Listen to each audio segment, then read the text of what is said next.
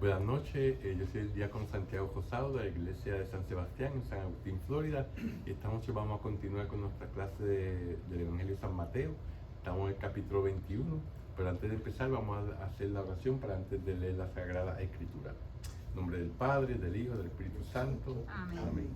Señor Jesús, abre mis ojos y mis oídos a tu palabra, que lea y escuche yo tu voz y medite tus enseñanzas. Despierta mi alma y mi inteligencia para que tu palabra penetre en mi corazón y pueda yo saborearla y comprenderla. Dame una gran fe en ti para que tus palabras sean para mí otras tantas luces que me guíen hacia ti por los caminos de la justicia y de la verdad. Habla, Señor, que yo te escucho y deseo poner en práctica tu doctrina, porque tus palabras son para mí vida, gozo, paz y felicidad. Habla, Señor, tú eres mi Señor y mi Maestro, y no escucharé a nadie sino a ti. Amén. Bueno, pues esta noche entonces vamos entonces a cubrir el final del capítulo 21, de los versículos 28 al 46, ¿verdad? Vamos entonces a empezar con la primera parábola de esta sección, que es la parábola de los dos hijos. Y dice así: Jesús agregó, pero díganme su parecer. Un hombre tenía dos hijos. Se acercó el primero para decirle: hijo, hoy tienes que ir a trabajar en la viña. Y él le respondió: no quiero. Pero después se arrepintió y se fue. Luego el padre se acercó al segundo y le mandó lo mismo. Este respondió: ya voy, Señor, pero no fue. Ahora bien, ¿cuál de los dos hizo lo que quería el padre? Ellos contestaron: el primero.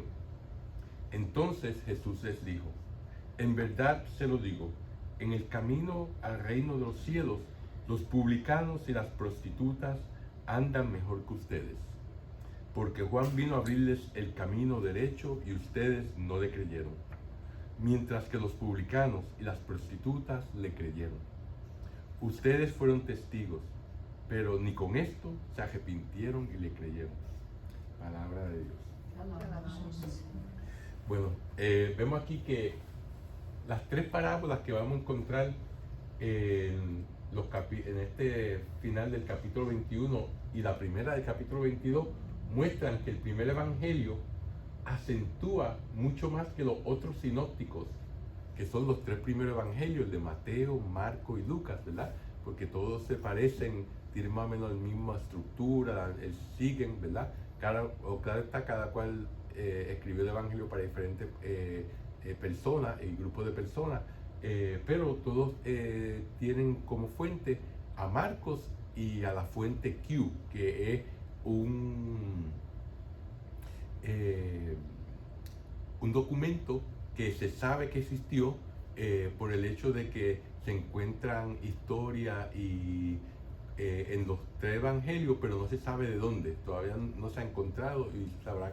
Pero el documento Q y el evangelio de Marcos son de donde Mateo y Lucas sacan muchas de su historia y siguen el mismo esquema, más o menos, de Marcos, ¿verdad? Pues por eso se llaman los sinópticos, ¿verdad? Pues entonces, en este de Marcos acentúa mucho más que los otros sinópticos el rechazo de Israel, ¿verdad? El rechazo de Jesús, rechazaron a Jesús. La primera de estas parábolas describe una escena familiar. Al pedido del padre, un hijo responde: no quiero, pero luego reflexiona, se arrepiente y cumple, ¿verdad? Al otro hijo le falta valor para decir no y acepta una orden que en su interior no piensa cumplir, ¿verdad? Y eso es lo que básicamente esta parábola está describiendo. Este mensaje sobre los dos hijos no comienza aquí en Mateo, esto empieza con Adán y continúa a través de toda la Biblia. Fíjense, Adán tenía dos hijos muy diferentes, uno bueno y el otro malo, ¿verdad? A Caín y Abel, ¿verdad? Y ese fue el primer asesinato, que Caín mató a su hermano Abel. Abraham tenía dos hijos muy diferentes.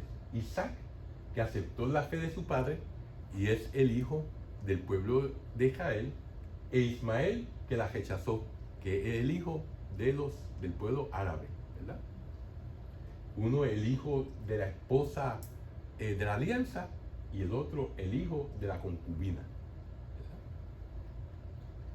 Jacobo tuvo 12 hijos, 10 que no eran muy buenos y 2 que sí lo eran, ¿verdad? Que fue José y Benjamín, ¿verdad? Y José fue el que los hermanos lo vendieron en Egipto, fue vendido como esclavo a Egipto y después por eso logró salvar a su familia y a toda la población de aquella época por las medidas que tomó antes de que una hambruna azotara toda esa región. Asimismo, en el mundo hay millones de personas, habemos billones de personas, ¿verdad? Sin embargo, solamente 2 tipos de hijos en todo el mundo. De igual manera, en el Evangelio de San Lucas vemos que Jesús murió en la cruz entre estos 2 tipos de hijos. Uno que lo aceptó, el buen ladrón, y el otro que lo rechazó, el mal ladrón, ¿verdad? O sea que fíjense cómo ese tema de los 2 hijos está desde el principio de la Biblia hasta el Nuevo Testamento, ¿verdad? En esta parábola, el hombre de quien se habla, el Padre, es Dios, ¿verdad? Quien tiene 2 tipos de hijos. En el contexto de las controversias que se iniciaron con la pregunta que tenían los sumos sacerdotes y los escribas acerca de la autoridad de Jesús, que lo vimos en los versículos anteriores, ¿verdad?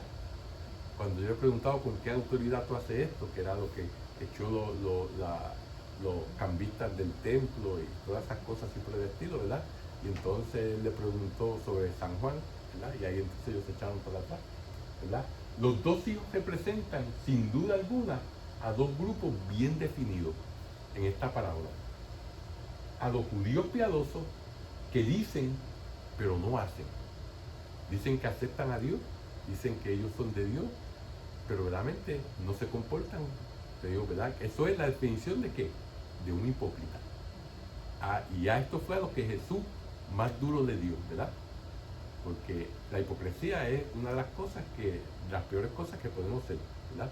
Decimos que somos una cosa, pero hacemos otra cosa. Decimos que somos católicos, pero no seguimos las enseñanzas de Jesús ni de la iglesia. Y los publicanos y prostitutas que con su conducta dicen no, ¿verdad?, a las obras de la ley, pero más tarde se convierten al ver los signos o milagros de Dios, ¿verdad? Y eso lo vemos en el versículo 32. Y cumplen la voluntad del Padre y entran en su reino, ¿verdad?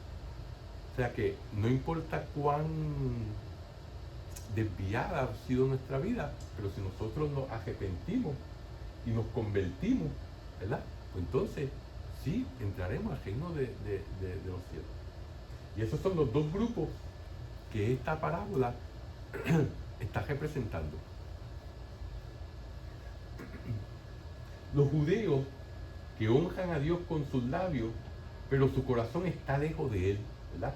Como dice Isaías, ¿verdad? Que Mateo nos lo cita en el capítulo 15, versículo 8, ¿verdad?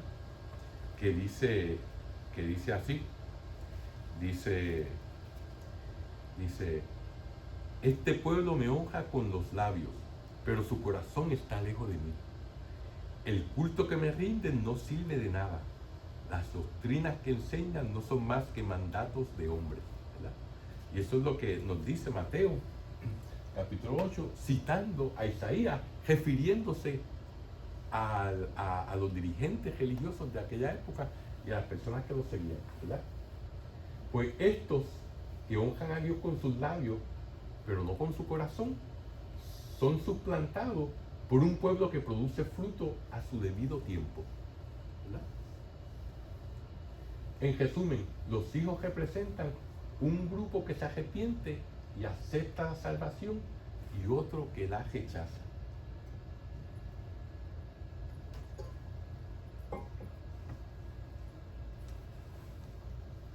El grupo que rechaza la salvación persigue al Salvador y lo mata. Vemos ahí a Caín, ¿verdad? Este grupo no se mantiene neutral. Esto lo vemos a través de la historia también. Aquellos que rechazan la cristiandad y a Jesús no son neutrales, sino que persiguen a los cristianos y los matan, ¿verdad? Por eso en el siglo XX ha sido el siglo donde más mártires han habido en toda la historia. Si uno une todas las personas que han muerto por Jesús y su enseñanza, desde el siglo I hasta el siglo XIX, no sobrepasan los que murieron en el siglo XX, ¿verdad? Y ahora pues veremos qué pasará en el siglo XXI. Jesús señala 3 acciones en el versículo 32 que nos llevan a ver, que nos llevan a la fe, ¿verdad? Uno es ver, arrepentirse y creer. Nos dice San Teófilo de Antioquía, nos dice, cuando el pecado está en el hombre ya no puede contemplar a Dios, pero puede sanar si quieres. Ponte en manos del médico y él punzará los ojos de tu alma y de tu corazón. ¿Qué médico es este? Dios, que sana y vivifica mediante su palabra y su sabiduría. Si entiendes todo esto y vives pura, santa y justamente, podrás ver a Dios. Pero la fe y el temor de Dios han de tener la absoluta preferencia de tu corazón. Y entonces entenderás todo esto.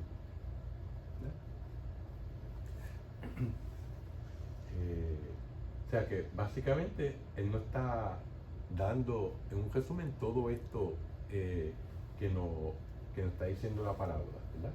O sea que uno tiene que, sí, uno peca y cuando uno comete un pecado mortal, el alma de uno muere.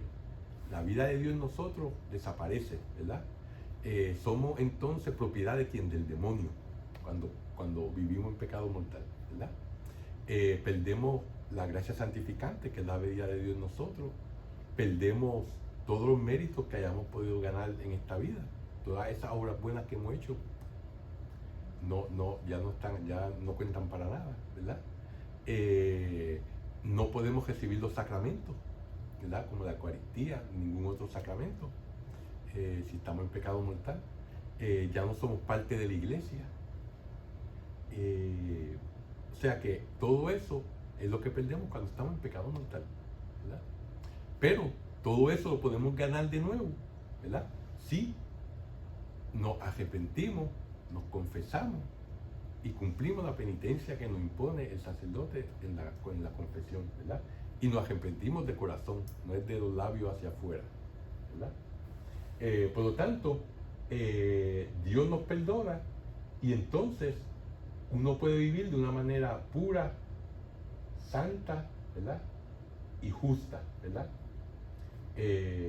Por lo tanto, una vez uno hace eso, entonces puede empezar a comprender más a Dios y entender un poco más esta vida y acercarse a Dios. O sea que eso es básicamente lo que nos está diciendo en esta cita de San Teófilo de Antioquía. El versículo 32 verdaderamente no pertenecía a la parábola originalmente, ¿verdad? Pero se une naturalmente a ella por su contenido, ¿verdad? El texto establece un paralelismo sobreentendido entre Jesús y Juan el Bautista. Este pasaje hace notar que la situación descrita en la parábola de los 2 hijos ya estaba presente en tiempos de Juan. O sea, esto no vino a reducir solamente cuando estaba Jesús, sino ya en tiempos de Juan, ya esta división de los que aceptaban a Dios o que rechazaban a Dios, ya estaba ahí, ¿verdad? Juan vino por el camino de la justicia, pero los jefes del pueblo, que son ahora los adversarios de Jesús, no escucharon su llamado a la conversión, ¿verdad? En cambio, los recaudadores de impuestos y las prostitutas creyeron en él y por eso llegan al reino de Dios antes que quienes, que los jefes de Israel, los jefes religiosos, ¿verdad? Y con esto damos aquí, acabamos con esa parábola de los dos hijos, ¿verdad? Ahora vamos entonces a seguir para la próxima parábola, que es la parábola de los viñadores homicidas, que dice así. Escuchen este otro ejemplo. Había un propietario que plantó una viña, la rodeó con una cerca, cavó en ella un lagar y levantó una torre para vigilarla. Después la alquiló a unos labradores y se marchó a un país lejano. Cuando llegó el tiempo de la vendimia, el dueño mandó a sus sirvientes que fueran donde aquellos labradores y cobraran su parte de la cosecha. Pero los labradores tomaron a los enviados, apalearon a uno, mataron a otro y a otro lo apedrearon. El propietario volvió a enviar a otros sirvientes más numerosos que la primera vez, pero los trataron de la misma manera. Por último envió a su hijo, pensando, a mi hijo lo respetarán. Pero los trabajadores, al ver al hijo, se dijeron, ese es el heredero. Lo matamos y así nos quedamos con su herencia. Lo tomaron pues, lo echaron fuera de la viña y lo mataron. Ahora bien, cuando venga el dueño de la viña, ¿qué hará con esos labradores? Le contestaron, hará morir sin compasión a esa gente tan mala y arrendará la viña a otros labradores que le paguen a su debido tiempo. Jesús agregó, ¿no han leído cierta escritura? Dice así, la piedra que los constructores desecharon llegó a ser la piedra principal del edificio. Esa fue la obra del Señor y nos dejó maravillados. Ahora yo les digo a ustedes, se les quitará el reino de los cielos y será entregado a un pueblo que le hará producir sus frutos. Al oír estos ejemplos, los jefes de los sacerdotes y los fariseos comprendieron que Jesús se refería a ellos. Hubieran deseado arrestarlo, pero tuvieron miedo del pueblo, que lo consideraba como un profeta. Palabra de Dios.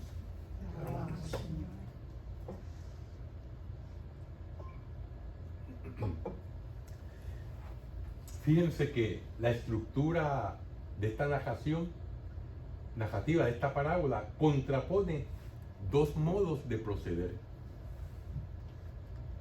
Por un lado está la acción del propietario que planta una viña y la entrega a unos arrendatarios con la esperanza de recoger sus frutos. Por otro, la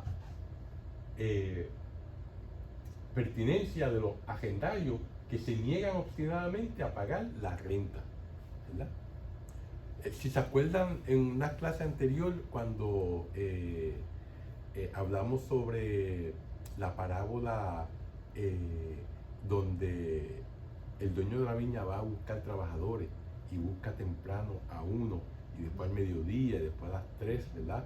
Y luego casi a la última hora, y le paga lo mismo a todos, ¿verdad?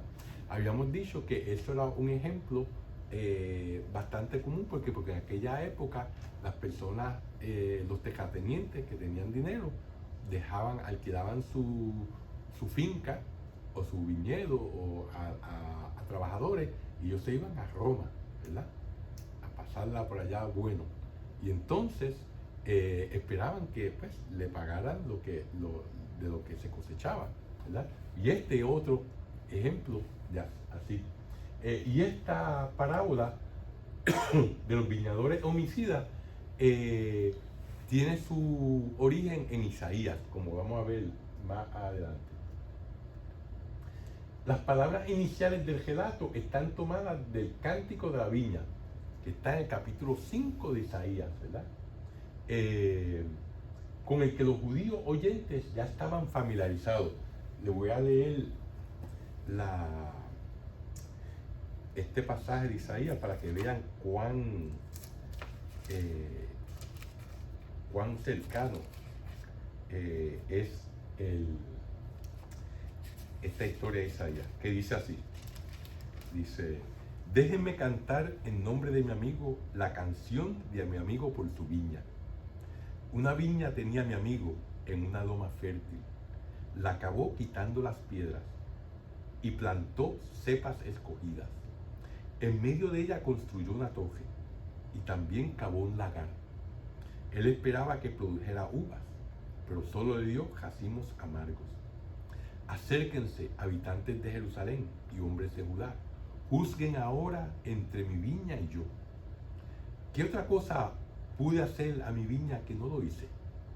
¿Por qué, esperando que diera uvas, solo ha dado racimos amargos? Déjenme que les diga lo que voy a hacer con mi viña. Le quitaré la cerca para que la puedan saquear. Se convertirá en maleza para el fuego. Derribaré el muro y será pisoteada. Ya no la cuidaré en adelante. No se podará ni se limpiará más, sino que crecerán en ella la zarza y el espino. Y les mandaré a las nubes que no dejen caer más lluvia sobre ella. La viña de Yahvé Sebaot es el pueblo de Israel y los hombres de Judá, su cepa escogida. Él espera rectitud y va creciendo el mal. Esperaba justicia y solo se oye el grito de los oprimidos. Miren cómo verdaderamente esta historia de la viña pues sale de ahí de Isaías, ¿verdad? Y esta, otra vez, sobre el pueblo de Israel y Dios, ¿verdad? En el caso de Isaías, pues, ¿qué fue lo que pasó? El destierro a Babilonia, ¿verdad?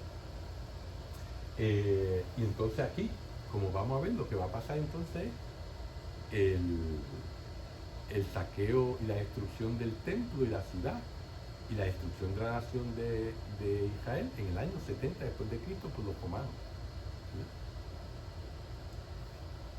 Por este y por otros textos que se encuentran en Oseas, Jeremías y Ezequiel, los judíos sabían que la viña del Señor era Israel.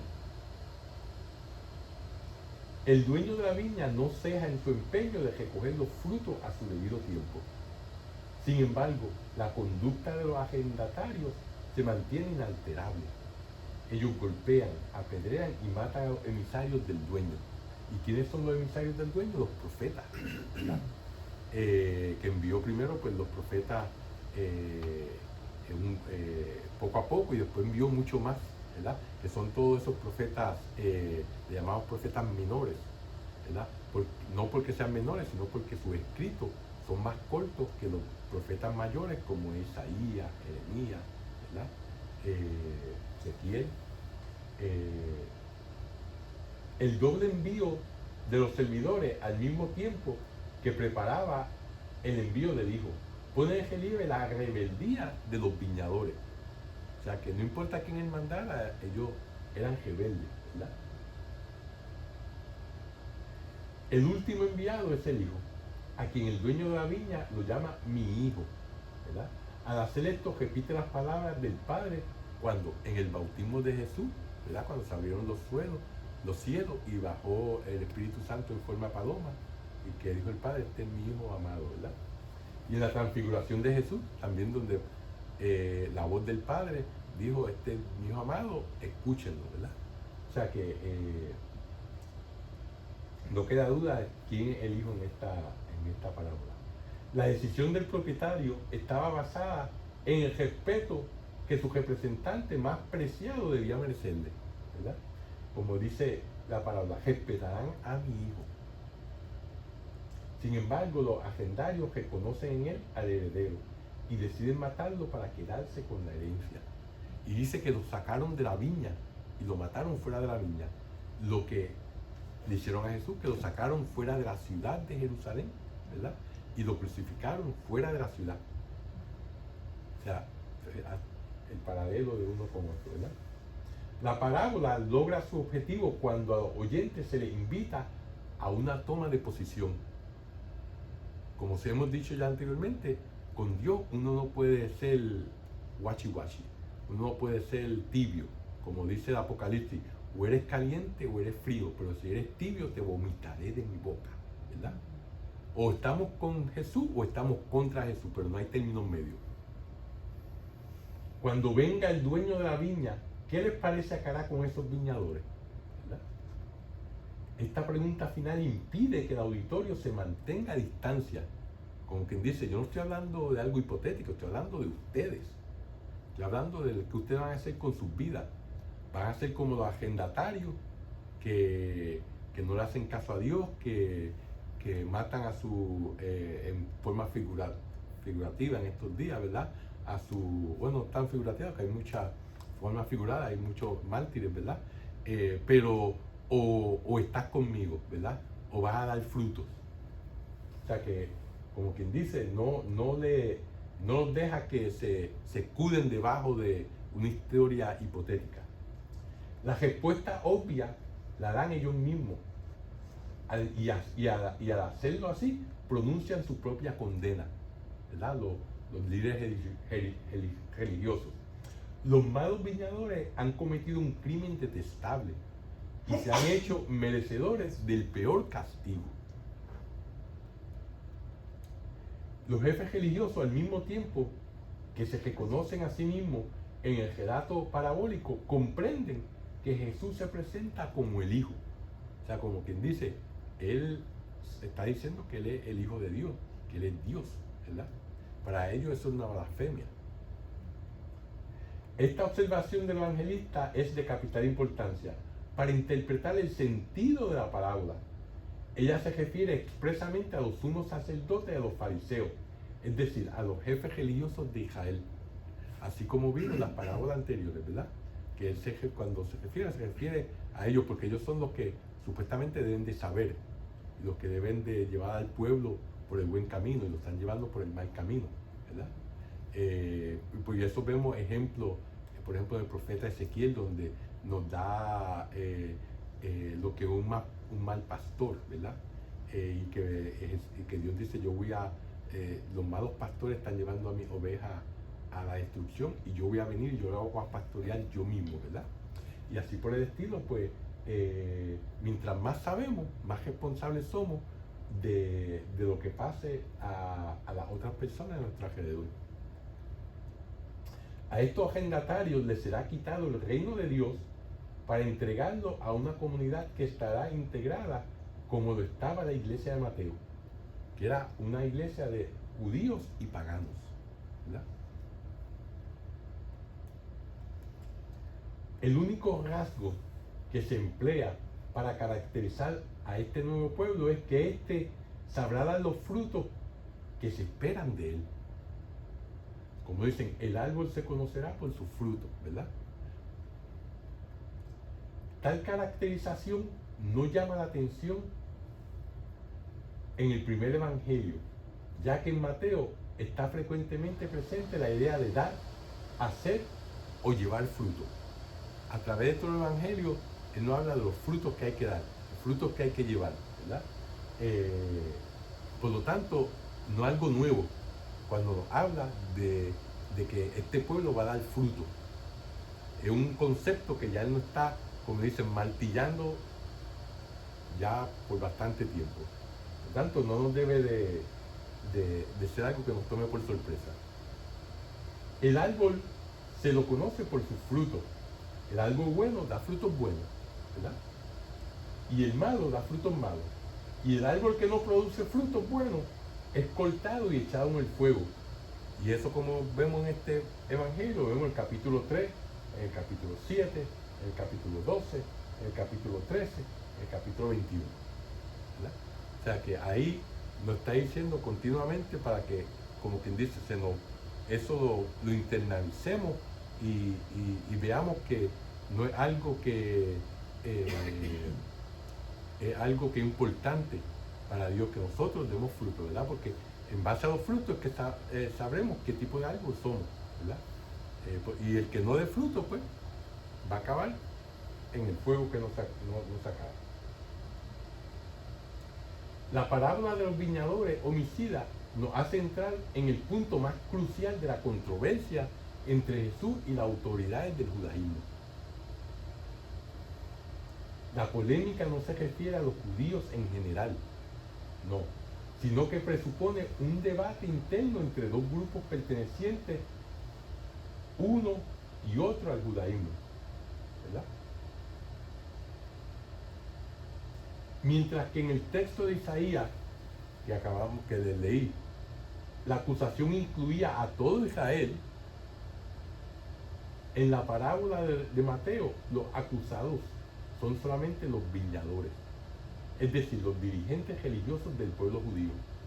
Israel ya no será más el lugar exclusivo de la salvación, sino que también los judíos van a ser salvados, ¿verdad?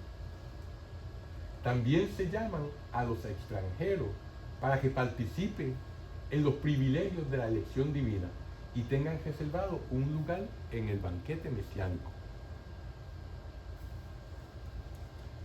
A esta nación de que nos habla este pasaje, integrada por judíos y paganos, se le ha confiado el reino de Dios. De la misma manera, se espera que dé fruto. ¿Y quién es esta nación? La iglesia, ¿verdad?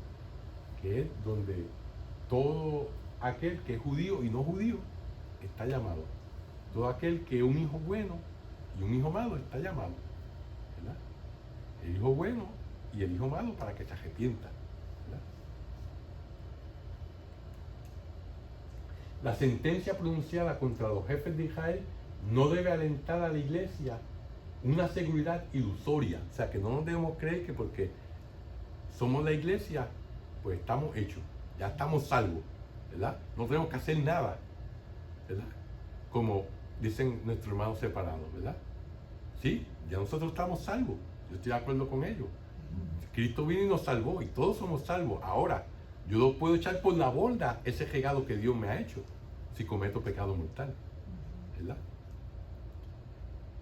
Ya que también su existencia, la existencia de la iglesia, está ligada a una condición imperativa, la de dar frutos, ¿verdad?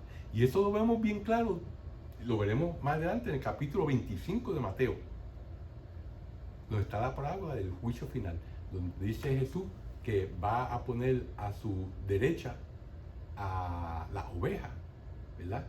Y a su izquierda a los cabritos, ¿verdad? Y a estos le dirá: vengan benditos de mi Padre, porque cuando tuve hambre me dieron de comer, cuando tuve sed me dieron de beber, cuando estuve desnudo me dieron ropa, ¿verdad? Y ellos dijeron: ¿cuándo hicimos eso? Y dice: cuando lo hicieron con uno de estos mis pequeños, lo hicieron por mí. Y le dirá lo mismo, pero a los cabritos, dice: y ustedes malditos al fuego eterno, porque cuando yo tuve hambre no me dieron de comer, cuando estuve en la prisión no me visitaron, y así por el estilo, ¿verdad? Y ellos dijeron: pero cuando nosotros no hicimos eso contigo, es cuando no lo hicieron con uno de estos pequeños míos, ¿verdad?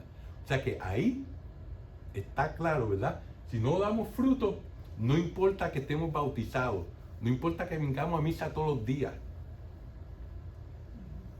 Los frutos, como dice el apóstol Santiago, tú dime tu fe, pero yo con mi obra te voy a probar mi fe, ¿verdad? Por lo tanto, tenemos que dar frutos. Solo en la medida que es capaz de dar fruto abundante el pueblo de Dios es lo que debe ser. Si verdaderamente somos el pueblo de Dios, vamos a dar fruto. Y si verdaderamente somos el pueblo de Dios, los frutos van a ser buenos, ¿verdad? O sea que una cosa va de mano con la otra.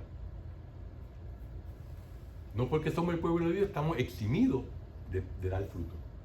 De esta manera, el antiguo pueblo de Dios se convierte en una especie de contramodelo. Es algo que no debemos de seguir.